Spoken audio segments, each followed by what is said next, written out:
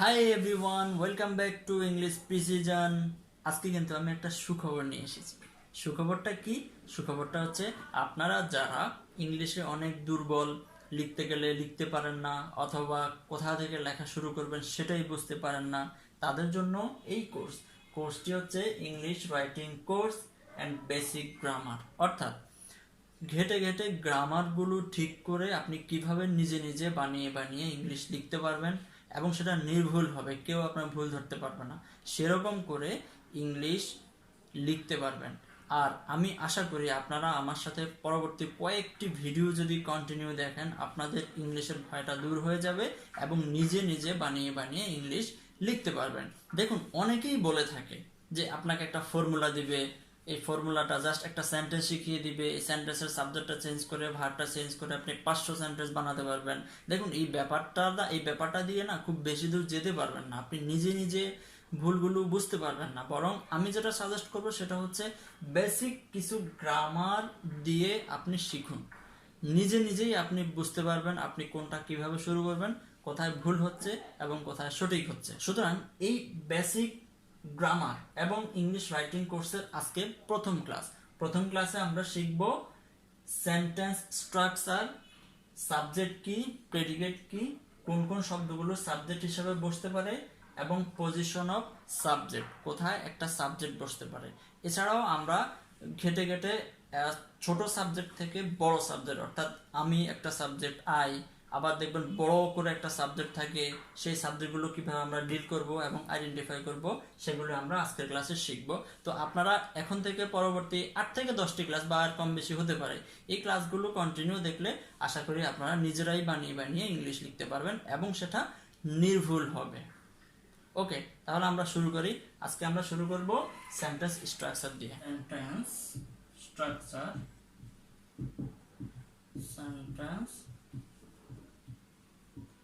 একটা সেন্টেন্স হতে কি কি লাগে দেখুন। একটা সেন্টেন্স হতে একটা সাবজেক্ট লাগে প্লাস ভার্ব প্লাস অবজেক্ট। খেয়াল করুন, সাবজেক্টের পরে এই অংশটুকু, পুরো অংশটিকে আমরা প্রেডিকেট বলে থাকি। ওকে, সুতরাং সাবজেক্টের পর বাকি অংশ প্রেডিকেট বলে থাকি। এখানে অনেকের ভুল ধারণা থাকে যে ভার্বের পরের অংশটুকু প্রেডিকেট না, সাবজেক্টের পরে পুরো অংশটাই হচ্ছে প্রেডিকেট। এখন আমরা শিখব সাবজেক্ট কাকে বলে, সাবজেক্ট কোন কোন ওয়ার্ডগুলো সাবজেক্ট হিসেবে বসে, কোন কোন ওয়ার্ডগুলো সাবজেক্ট কোথায় বসে, এই জিনিসগুলো আমরা এখন দেখব। সো আমরা এখন আসি সাবজেক্ট কাকে বলে। সাবজেক্টের সংজ্ঞাটা আমি বলে দিই। কোনো ব্যক্তি, বস্তু বা বিষয় সম্পর্কে যা কিছু বলা হয় সেটাই হচ্ছে সাবজেক্ট। ধরুন আমি বললাম এই পেনটা বা মার্কারটা এটা কালো, যে কালো কথাটা আমি কাকে বলছি, এই পেনটা নিয়ে, এই কলমটাকে নিয়ে বলেছি, সুতরাং এই কলমটাই হচ্ছে একটা সাবজেক্ট। আমি একটা সেন্টেন্স লিখি, আমি যদি বলি আমি ফুটবল খেলি, এখানে আমি ফুটবল খেলি, এই আমি হচ্ছে সাবজেক্ট। কে ফুটবল খেলে? আমি। দেখুন এখানে বলছি কোনো ব্যক্তি, বস্তু বা বিষয় সম্পর্কে, এখানে কার উদ্দেশ্যে খেলি, ফুটবল খেলিটা বলা হয়েছে, নিশ্চয়ই আমার উদ্দেশ্যে, সুতরাং এই আই হচ্ছে সাবজেক্ট, আই প্লে ফুটবল। এরপর আমি যদি বলি যে আমার বাবা একজন সৎ মানুষ, দেখুন এখানে এই যে একজন সৎ মানুষ, এটা কাকে উদ্দেশ্য করে বলা হয়েছে? আমার বাবা, সুতরাং আমার বাবা হচ্ছে এই সেন্টেন্সের সাবজেক্ট। মাই ফাদার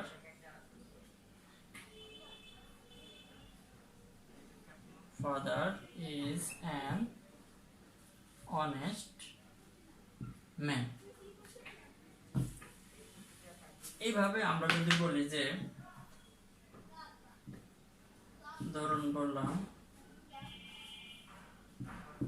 ক্রিকেট খেলা একটি ভালো অভ্যাস, এইখানে সাবজেক্ট কোনটা দেখুন তো, এখানে সাবজেক্ট ক্রিকেট খেলা একটি ভালো অভ্যাস। দেখুন এই ক্রিকেট খেলা পুরোটা হচ্ছে সাবজেক্ট। ক্রিকেট খেলা ইংলিশ কি? Playing cricket is a good habit. সুতরাং প্লেইং ক্রিকেটটা হচ্ছে subject.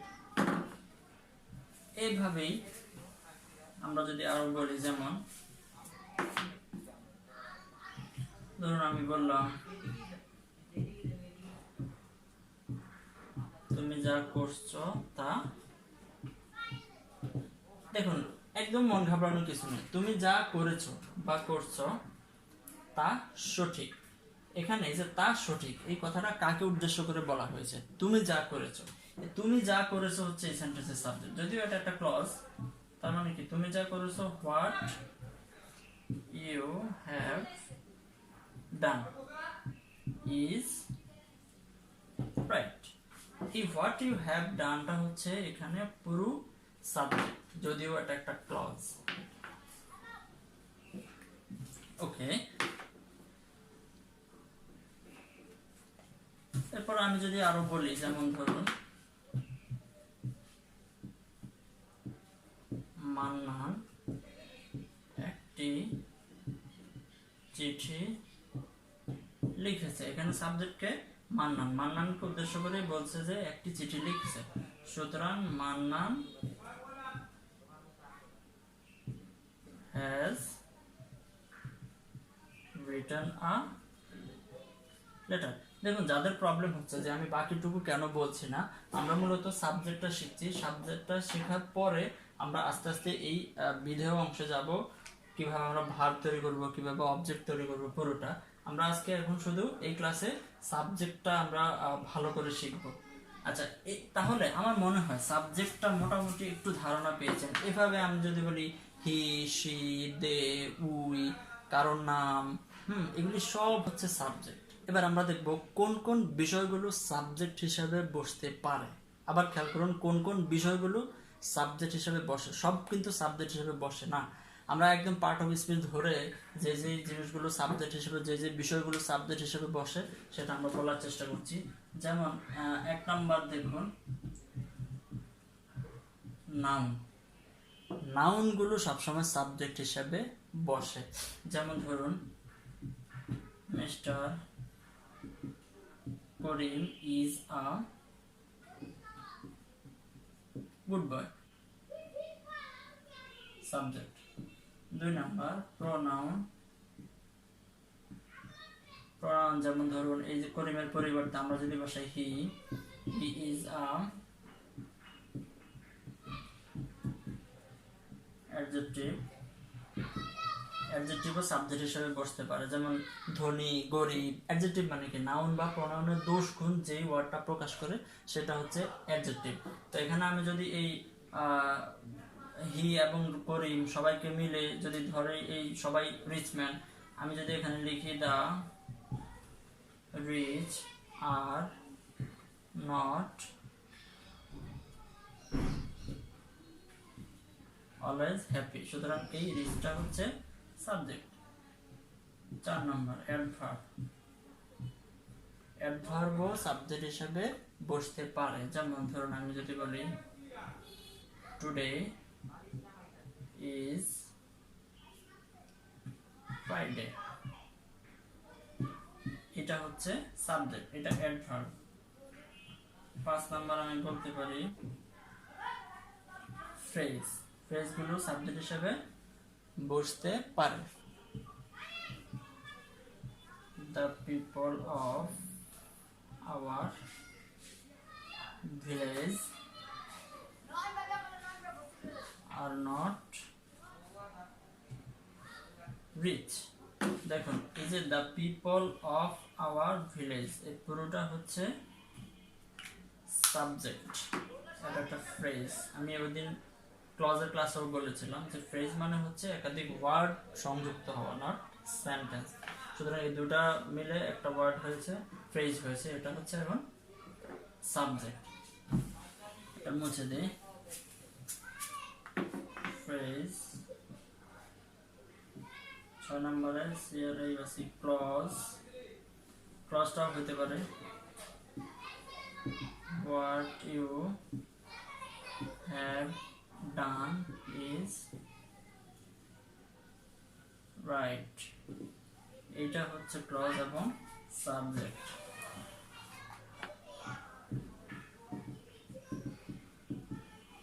Infinitive, to be honest is essential for everyone, so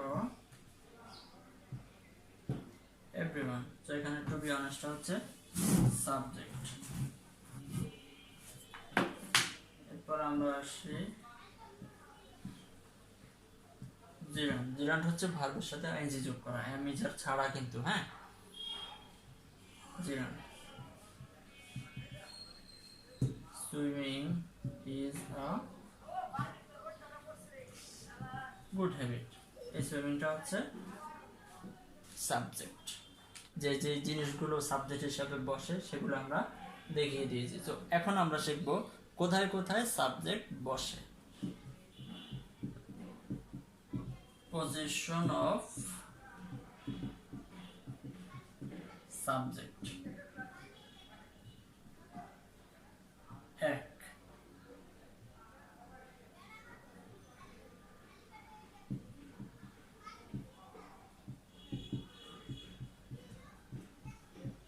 assertive sentence.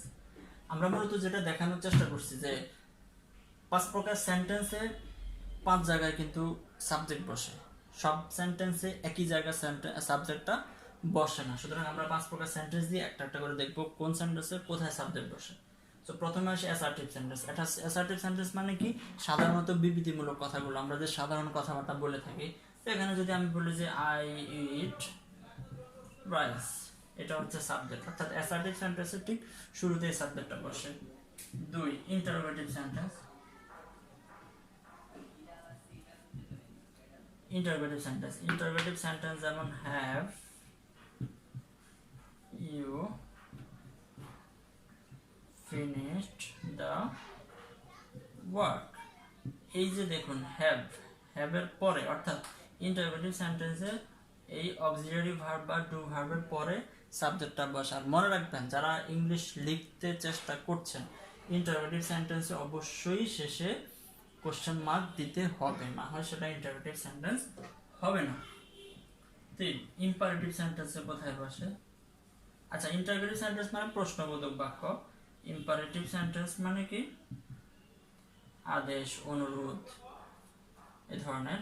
তো ইম্পারেটিভ সেন্টেন্সে যেমন আমি যদি বলি ডু দ্য ওয়ার্ক, আমি আদেশ করছি, এখানে দেখুন সাবজেক্টটা দেখা যায় না বা ইউটা দেখা যায় না। ডু দ্য ওয়ার্ক মানে কি ইউ ডু দ্য ওয়ার্ক, এই ইউটা হলো তো এখানে উজ্জ থাকে, সুতরাং ইউটা এখানেই থাকার কথা, এই জন্য ইম্পারেটিভ সেন্টেন্সের সাবজেক্টটা দেখা যায় না। অথবা আমি যদি বলি আরেকটা সেন্টেন্স যে লেট মি ফিনিশ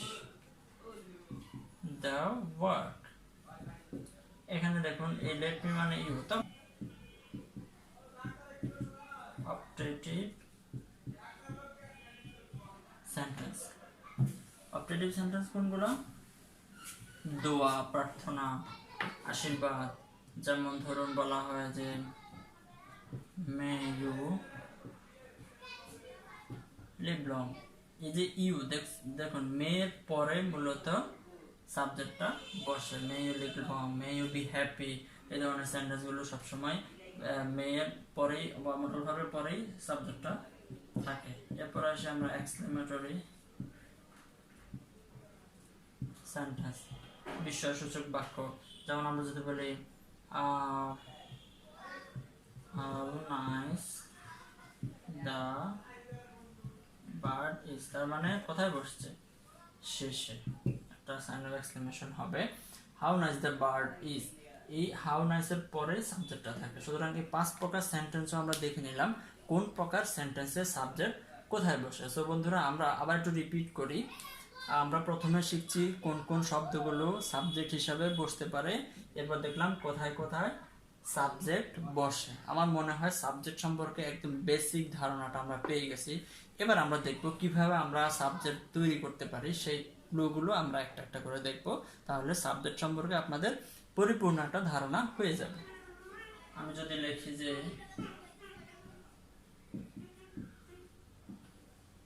রিপোর্টটি পাঠানো হয়েছে, দেখুন এখানে রিপোর্টটি পাঠানো হয়েছে, তার কারণে যে পাঠানো হয়েছে কাকে উদ্দেশ্য করে বলা হয়েছে, রিপোর্ট। তো রিপোর্টটি টি যেহেতু এজন্য একটা দিস রিপোর্ট বা দা রিপোর্ট দিয়ে দিব, যেহেতু এই রিপোর্টটি দিস রিপোর্ট। এরপর ধরুন আমি যদি বলি যে এখানে কেউ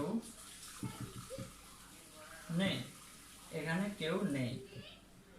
দেখুন এখানে কেউ নেই দুটো শব্দকে আমরা যদি বলি নান বা নোবডি, হয়ে যাচ্ছে আমাদের সাবজেক্ট। এরপর আমি যদি বলি যে এরকম আজ তার জন্মদিন, দেখুন আজ তার জন্মদিন, এই আজটা হচ্ছে subject, today is his birthday. তারপর আমি যদি বলি গান গাওয়া,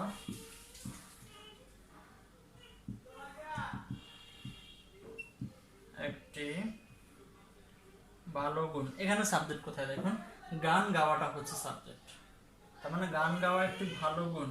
তাহলে এটা কি হবে, গান গাওয়া মানে to sing a song, okay, to sing a song. আমাদের সবার এখন ঘুমানো উচিত, এই আমাদের সবার এটার ইংরেজি কি হবে, উই অল। সো বন্ধুরা আমার মনে হয় আমরা ছোট ছোট সাবজেক্টগুলো কিভাবে বের করতে হবে, কিভাবে সাবজেক্টটা বাক্য থেকে আইডেন্টিফাই করতে হবে সেটা মোটামুটি ক্লিয়ার। এখন আমরা একটু বড় সাবজেক্টে যাব, যে সাবজেক্টগুলো দেখতে একটু বড় মনে হয় সেগুলোতে যাব।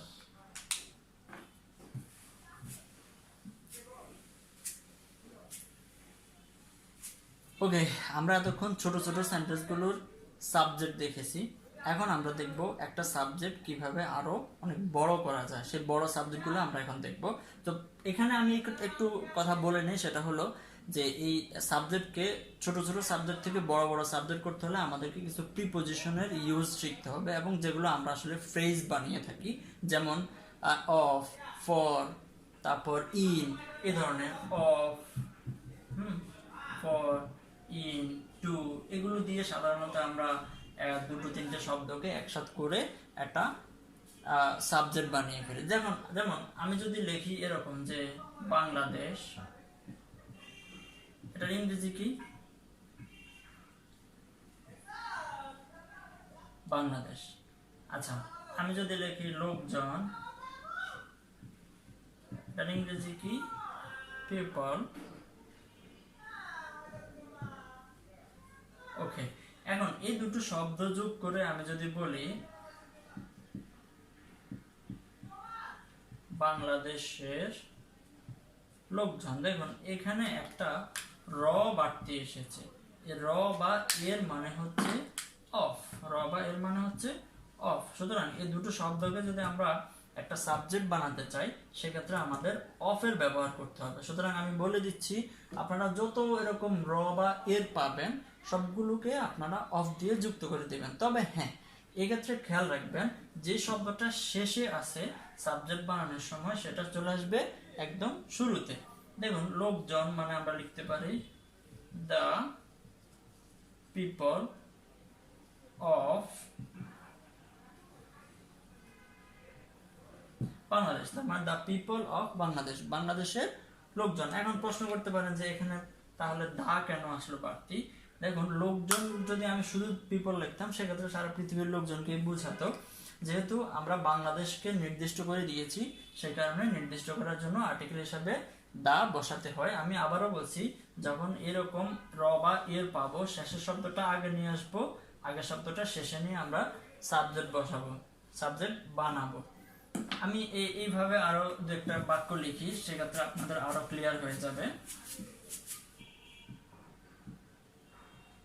আমাদের দেশের লোকজন। এখানে এই আমাদের র কিন্তু অফ না, এটা হচ্ছে আওয়ার। ওকে, আওয়ার মানে আমাদের, এটা একটা শব্দ, হ্যাঁ। আর এটা হচ্ছে আমাদের অফ, তার মানে কি হয়, লোকজন আগে চলে আসবে, the people of our country, আমাদের দেশের লোকজন। এবার আমরা যদি বলি আর দিয়ে সামথিং কিছু একটা মিলিয়ে দেবো, সেটা হচ্ছে আমাদের ভার্বের ক্লাসে আমরা পড়ে নেব। এখন আমরা সাবজেক্টটা তৈরি করা শিখছি। আমি আরো একটা সেন্টেন্স লিখি, একদম কনফিউশন দূর হয়ে যাবে ইনশাআল্লাহ।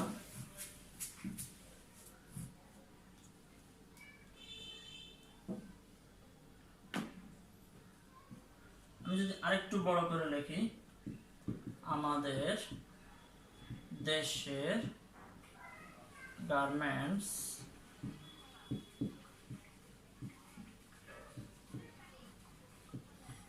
শ্রমিকদের অবস্থা,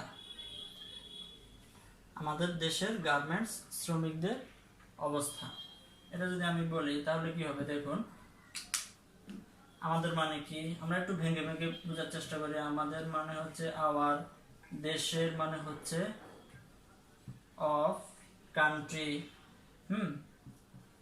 গার্মেন্টস মানে গার্মেন্টস, শ্রমিকদের অবস্থা, শ্রমিকদের মানে কিন্তু অফ, এটা অফ।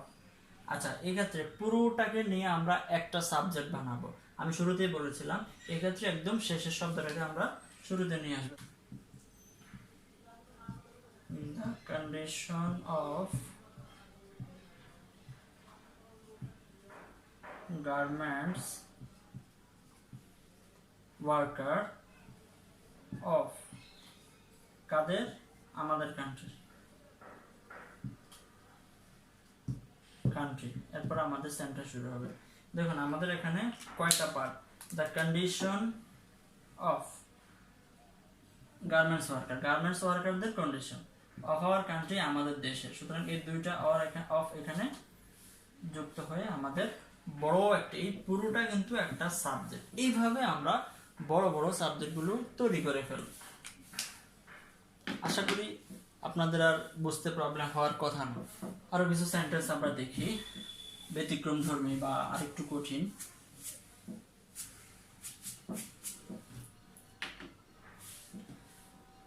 আচ্ছা, এবার আমরা কিছু বাক্যে সাবজেক্টগুলো দেখি যে কিভাবে ইউজ করতে হয় সাবজেক্টগুলো, বড় বড় সাবজেক্টগুলো। যদি এরকম একটা সেন্টেন্স লিখি যে বাংলাদেশের ক্রিকেটের জনপ্রিয়তা দিন দিন বৃদ্ধি পাচ্ছে। এখানে দেখুন বাংলাদেশের ক্রিকেটের জনপ্রিয়তা, এইটুকু কিন্তু সাবজেক্ট। তাহলে আমরা বলছিলাম যে এখানে বাংলাদেশের একটা র রয়েছে, ক্রিকেটের আরেকটা র রয়েছে, দুইটা এর, তার মানে দুটো প্রিপজিশন হবে। তো আমরা শেষের শব্দটাকে এটাকে টেনে আমরা এখানে নিয়ে আসবো। জনপ্রিয়তা মানে কি, দ্য পপুলারিটি